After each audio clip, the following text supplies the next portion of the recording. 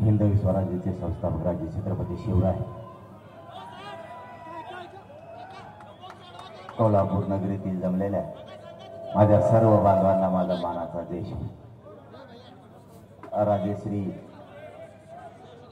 शाहूराजे यांच्या चरणी नतमस्तक होतो. आणि आज आपली शांतता रॅली कोल्हापूर शहरात निघाली. मराठा आरक्षणाचा प्रश्न आता अंतिम टप्प्यात आलेला आहे. फक्त सगळ्या सोयरींची अंमलबजावणी राहिली. नोंदी शोधण्याचं काम सुरू आहे. पुन्हा एकदा 6 महिन्याचा मुदतवाढ शिंदे समितीला दिली. त्यांना वर यायचं एवढा नाही, एवढा दुसतं उतरा खाली दोघं तुम्ही. चल अय भाऊ इकडे बघ माझ्याकड, हे 2 तलवा खाली घेऊन द्या त्यांना. कोणाला यायचं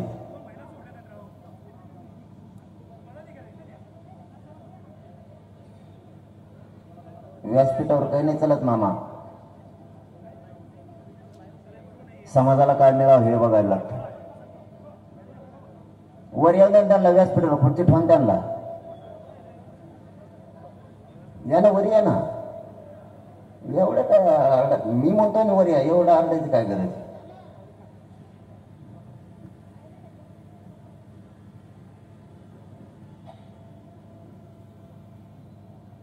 सगळ्या सोयऱ्यांची अंमलबजावणी फक्त आता राहिली. एकदा सगळ्या सोयऱ्याची अंमलबजावणी झाली की मराठ्यांच्या आरक्षणाचा प्रश्न कायमचा निकाली निघणार आहे. आणि ती घेतल्याशिवाय मी थांबत नाही.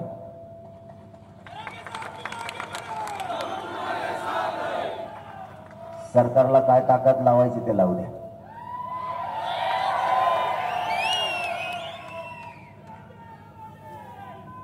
वेळ आली ना तर गोडीना त्यांना सांगतोय आरक्षण द्या म्हणून. हात जोडून सांगतोय, उपोषण करून सांगतो. शेवटी नाहीच ऐकलं तर मला तुमच्यासाठी पर्याय नाही. मग तुम्हाला न्याय पाहिजे असला, गोरगरीब मराठ्यांचे पोरं मोठं करायचे असलं तर यांना पाडावंच लागणार आहे. दुसरा पर्यायच मराठ्यांसमोर उभा नाही, माझ्या सुद्धा नाही. शेवटचा पर्याय तेवढाच विनंती करून द्या म्हणतोय आपण. जर ते देणार नसले तर आपल्याला पाडायच्या भूमिकेत यावं लागणार आहे. जसे आता लोकसभेला पाडले तसे पुन्हा एकदा विधानसभेला सगळे पाडावे लागणार आहे. त्याशिवाय पर्याय नाही.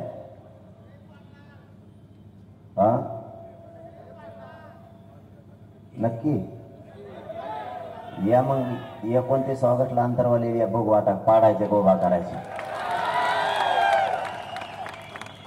कोल्हापूर जिल्ह्यातल्या सगळ्या बांधवांनी प्रत्येक गावातून 29 ऑगस्टला अंतरवालीले.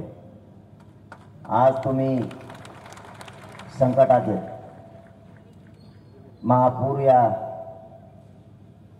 शाहूनगरीला पूर्ण वेढलंय. कोल्हापूर जिल्हा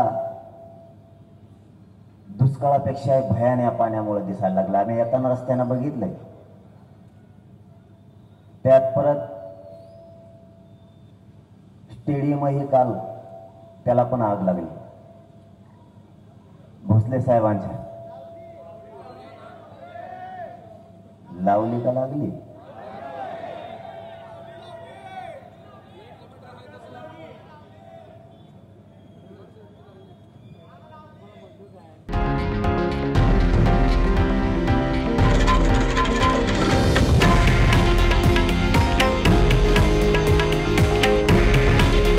हे आहे देशातील नंबर 1 न्यूज नेटवर्क आणि आपण पाहत आहात TV9 मराठी.